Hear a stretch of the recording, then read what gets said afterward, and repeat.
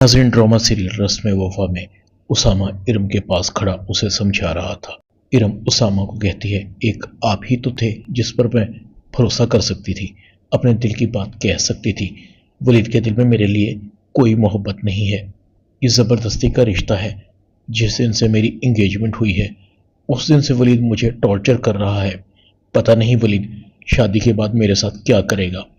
उसामा कहता है, तुम ऐसा क्यों समझती हो, कुछ नहीं होगा।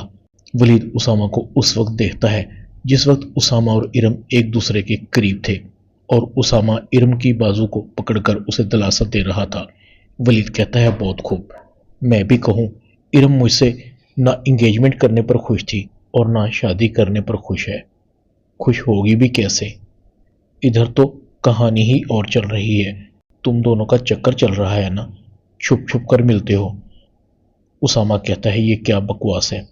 तुम जानते हो क्या कह रहे हो, वो भी अपनी होने वाली बीवी के खिलाफ।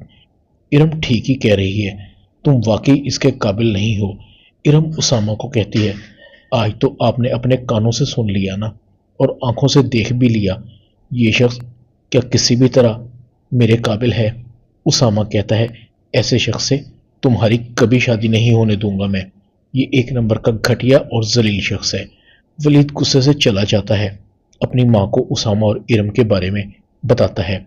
वलीद की माँ राबिया को खरी खरी सुनाती है, हम ये रिश्ता ख़त्म कर रहे हैं। शुक्र है शादी से पहले हमें तुम्हारी बेटी की असलियत का पता चल गया। अगर तुम्हारी बेटी और वो लड़का उसामा एक दूसरे को पसंद करते हैं तो तुम उन दोनों की शादी क्यों नहीं कर देती?